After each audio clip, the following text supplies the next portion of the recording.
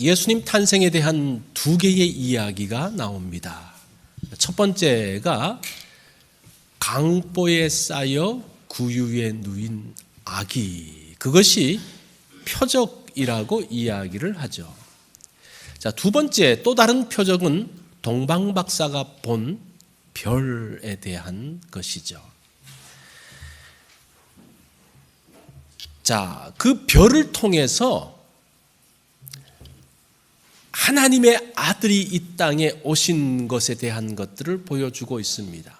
아마 예수님 당시에 예수님만 태어난 것이 아니고 수많은 아기가 있는데 그 가운데서 누가 하나님의 아들인가에 대한 쌓인 하나의 그 표적을 보여주는 것이 이제 강보에 쌓여 구유에 누인 아기와 별인데, 오늘은 이 별에 대한 이야기를 좀 하려고 합니다. 민수기 24장 17절에 보면 이런 말씀이 나옵니다. 하나님의 말씀을 듣는 자에게 말하며 지극히 높으신 이의 지식을 아는 자, 전능자의 환상을 보는 자, 엎드려서 눈을 뜬 자가 말하기를. 자, 무슨 말씀입니까? 한 별이 야곱에게서 나오며 한 홀이 이스라엘에게서 일어나서 모압을 이 편에서 저 편까지 쳐서 파하고 소동하는 자식들을 다 멸하리라 라고 분명히 한 별, 메시아에 대한 이야기를 하고 있습니다. 시편 60편, 이사야 60장 3절에서도 나라들은 내 빛으로, 왕들은 비치는 내 광명으로 나올 것이다 라고 말씀을 하고 있죠. 이제 구약에서 그 별에 대한 이야기를 하는데, 예수님께서 그 구약에 대한 것들을 받으셔서 계시록 22장 16절에서 친히 이렇게 말씀하십니다. 나 예수는 교회들을 위하여 내 사자를 보내어 이것들을 너희에게 증언하게 하였노라. 나는 다윗의 뿌리요 자손이니 곧 광명한 새벽별이라 하시더라 라고 말씀합니다. 예수님은 그 별에 대한 것들을, 예수님에 대한 것이 구약에서 별에 대한 것으로 예언될 뿐 아니라 예수님 스스로 또 별이라고 말씀을 하고 있습니다. 자, 그런 면에서 하나님께서 이 동방박사가 본 그 별에 대한 것들을 말한다는 것은 굉장히 중요한 의미가 이 가운데 있는 것을 보게 됩니다. 자, 이 동방박사들, 박사들, 동방에서의 박사들이란 그 단어를 보면 우리 치 목사님도 이야기를 했던 것처럼 이 박사라는 단어가 마고스라는 단어인데, 이것은 특별히 메대의 박사라는 그런 의미가 있습니다. 원래 그 페르시아가 메대와 파사 두 나라가 합쳐지는, 그래서 파사 또는 페르시아로 되어진 것을 우리가 잘 알고 있죠. 이 페르시아는 바벨론 포로로 끌려왔던 유대 백성들이 통치를 받았던 것이 페르시아입니다. 그 페르시아에 그 박사들이 있었는데 그 박사의 어른이 누굽니까? 다니엘이 박사의 어른이었던 것을 볼 수가 있습니다. 그래서 이 페르시아의 박사들은 메시아 별에 대한 이야기를 알고 있었고, 새로운 별이 왔을 때에 그가 그 위로부터 내려왔던 그 선임 박사들로부터 들었던 그 메시아에 대한 별을 알았다라는 겁니다. 그리고 그 별을 보는 순간 그들이 짐을 싸서 바로 여행을 떠났다는 것을 볼 수가 있습니다. 그러면 초대교회에서는 이 별에 대한 것을 어떻게 이야기했는가? 이그나티우스, 이 사람은 70년부터 107년까지 감독으로 있었으니까 한 37년 동안 있었는데, 굉장히 초기에 1세기에 있었던 그 이그나티우스가 이렇게 이야기합니다. 그 별은 너무도 밝게 빛나서 하늘에 있는 모든 별들의 빛을 능가했다. 그 별의 새로운 모습은 가히 흥문을 일으키기에 충분했다. 사실은 예수님으로부터 얼마 지나지 않은 그 시기에 살았던 사람이죠.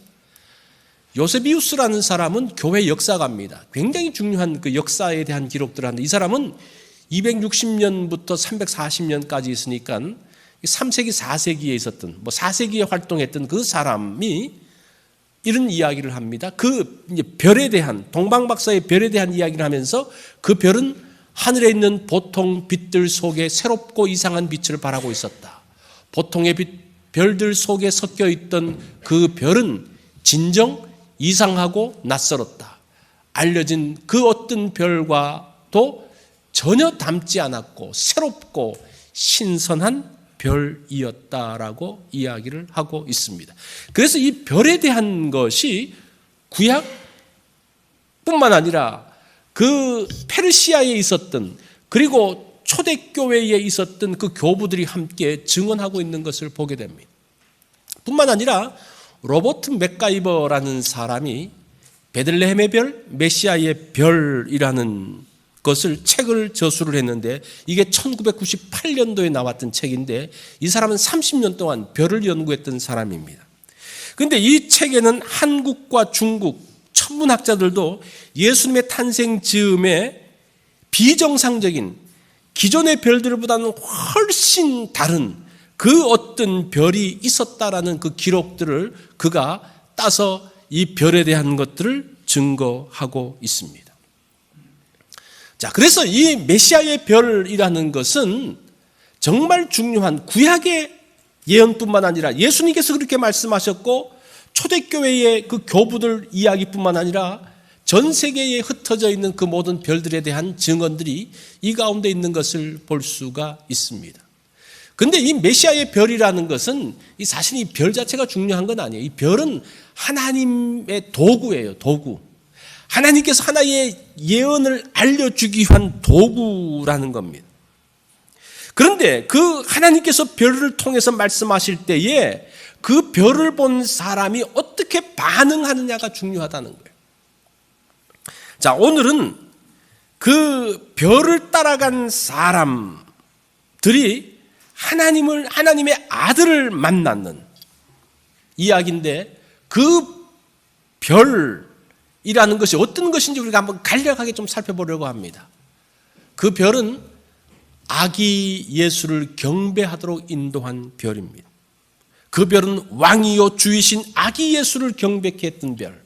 2절에 보니까 유대인의 왕으로 나신 이가 어디 계시냐? 우리가 동방에서 그의 별을 보고 그에게 경배하러 왔노라 라는 이야기를 하죠. 두 번째는 그리스도에 대해서, 이 별은 사람들이 그리스도에게 대해서 관심을 갖게 한 도구로서의 별이라는 겁니다. 4절에 보니까 왕이 모든 대제사장과 백성의 서기관들을 모아서 그리스도가 어디서 나겠느냐 묻는 그런 장면, 관심을 갖게 하는 그 모습들이 나오고 있습니다. 세 번째는 그 별은 가장 작고 미미한 동네인 베들레헴이 중요한 동네라는 것을 알려주는 별이었습니다.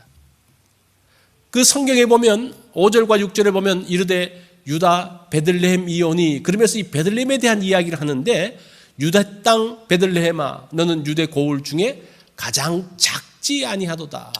내게서 한 다스리는 자가 나와서 내 백성 이스라엘의 목자가 되리라 하였음이니이다.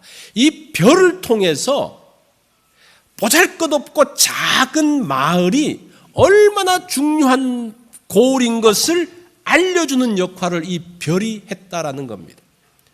네 번째는 무관심한 사람들에게, 별에 대해서 관심이 없는 사람들을 주님께 경배하도록 한, 7절과 8절에 보면 이런 내용이 나오죠.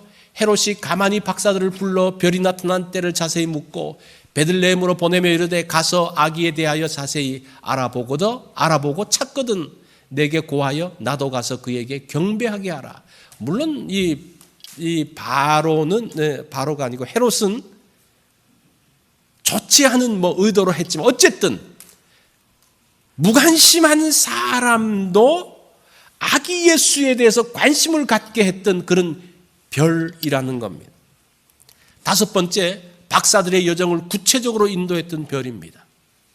9절에 보니까 박사들이 왕의 말을 듣고 갈새 동방에서 보던 그 별이 문득 앞서 인도하여 가다가 아기가 있는 곳에 머물렀다라고 이야기합니다.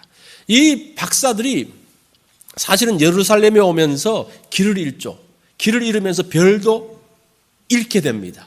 그러나 처음부터 인도했던 그 별이 그 이후에 나타나서 또 다시 박사들을 인도하는, 그들의 삶의 여정을 인도했던 것이 별이라는 겁니다. 사실은 이 별이라는 것은 하나님께서 보여주신 또는 우리가 지금으로 적용을 해본다면 그것이 우리를 인도한 하나님의 말씀, 우리를 인도하는 것으로 볼 수가 있습니다. 마지막 6번째로 그 별은 사람들에게 기쁨을 준 별입니다. 10절에 보니까 그들이 별을 보고 매우 크게 기뻐하고 기뻐했다라고 이야기합니다. 사실은 이 기쁨이라는 것은, 이 기쁨의 중요한 것은 무엇인가 하니 이사야의 예언이 이루어진 증거로서의 기쁨이 또 이 가운데 있는 것을 보게 됩니다. 자, 예수 그리스도의 오심, 아기 예수의 오심이 무엇인가를 이야기할 때에 이사야 61장 1절로 3절에 이런 말씀이 있습니다. 주 여호와의 영이 내게 내리셨으니 이는 여호와께서 내게 기름을 부으사 가난한 자에게 아름다운 소식을 전하게 하려 하심이라. 나를 보내사 마음이 상한 자를 고치며 포로된 자에게 자유를, 갇힌 자에게 노임을 선포하며 여호와의 은혜의 해와 우리 하나님의 보복의 날을 선포하여 모든 슬픈 자를 위로하되 무릇 시온에서 슬퍼하는 자에게 화관을 주어 그 죄를 대신하게 하며 기쁨의 기름으로 그 슬픔을 대신하며 찬송의 옷으로 그 근심을 대신하시고 그들이 의의 나무 곧 여호와께서 심으신 그 영광을 나타낼 자라 일컬음을 받게 하려 하심이라. 이 예언이 이루어졌다는 거예요. 이건 굉장히 중요합니다. 우리의 기쁨이 뭐냐? 하나님께서 말씀하신 것이 그대로 이루어진 것을 확인하는 순간 그 가운데 기쁨이 있는 것을 볼 수가 있습니다. 자, 그러면 이런 생각을 해봤어요. 하나님께서는 왜 별을 통해서 아들의 출생을 알리셨을까? 많은 도구들이 있을 것인데 왜 하필이면 별인가? 그것에 대해서 여러분 좀 궁금하게 생각하신 적이 없습니까? 제가 한 시를 보면서 거기서 한 인사이트가 탁 떠오르는데 어떤 사람이 별을 봅니까? 별을 보는 사람 어떤 사람이에요? 이 슬픈 사람들이 별을 보는 것 같아요. 쓸쓸한 사람들이 별을 보는 것 같아요. 이 정진규 씨의 별이라는 시를 제가 좀 읽어드리겠습니다. 별들의 바탕은 어둠이 마땅하다. 대낮에는 보이지 않는다. 지금 대낮인 사람들은 별들이 보이지 않는다. 지금 어둠인 사람들에게만 별들이 보인다. 지금 어둠인 사람들만 별들을 낳을 수 있다. 지금 대낮인 사람들은 어둡다. 해가 지지 않으면 별이 보이지 않아요. 지금 잘 나가는 사람들, 아무런 문제가 없는 사람, 그런 대낮에 사는 사람들은 눈에는 별이 보이지 않습니다. 어떤 사람들이 별이 보입니까? 어둠 가운데 있는 사람들. 모든 것이 막혀서 정말 어둠의 그 터널 가운데, 터널과 같은 그것을 지나는 사람들에게만 별이 보인다는 겁니다. 메시아 별은 누구만 볼 수가 있습니까? 어둠 가운데 있는 사람들에게 보였던 거예요. 슬픔을 모르는 사람들, 남의 고통에 대해서 모른 채 하는 사람들에게는 보이지 않습니다. 그 당시에 별이 비쳤어요. 예루살렘 위에도 그 별이 떠 있었습니다. 거기에 헤롯과 많은 대제사장들과 많은 서기관들과 많은 사람들이 있었지만 그 별을 보지 못해요.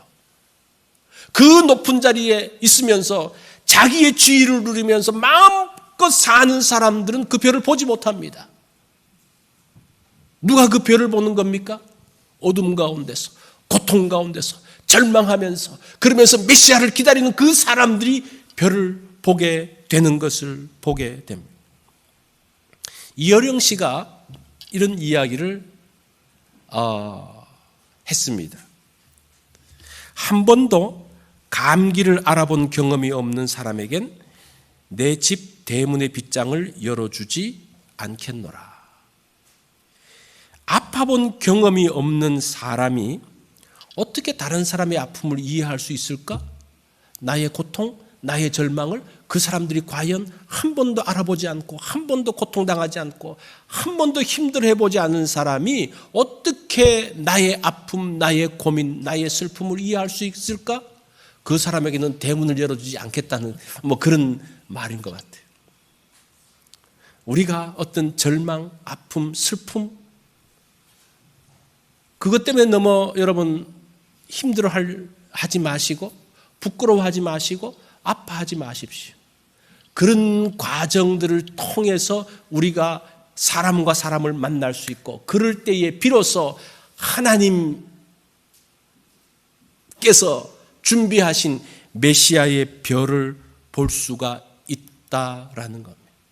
어둠이 있었기 때문에 그 사람들이 메시아의 별을 선명하게 보고 또 이 동방 박사들은 그것에 대한 갈망함, 그 갈망이 언제나 하늘을 보게 하고 새로운 별을 봤을 때에 그것이 메시아 별인 줄 알고 그 별을 따라서 알지 못하는 땅으로 오게 되는 것을 보게 됩니다. 대낮에 자신의 삶을 즐기는 사람들은 결코 메시아의 별을 보지 못합니다. 이 성탄의 참 기쁨을 알지 못합니다. 그리고 낮은 곳에 오신 구유에 오신 그 예수님을 이해할 수가 없다는 거예요. 우리가 오늘 이 말씀을 통해서 이번 성탄절에는 우리가 참으로 낮은 마음으로 가난한 마음으로 있다면 우리가 구원의 별을 볼 수 있을 것입니다. 그러한 복된 성탄절이 되어지기를 바랍니다. 우리 다 같이 기도하겠습니다. 하나님 아버지 감사합니다. 이번 성탄절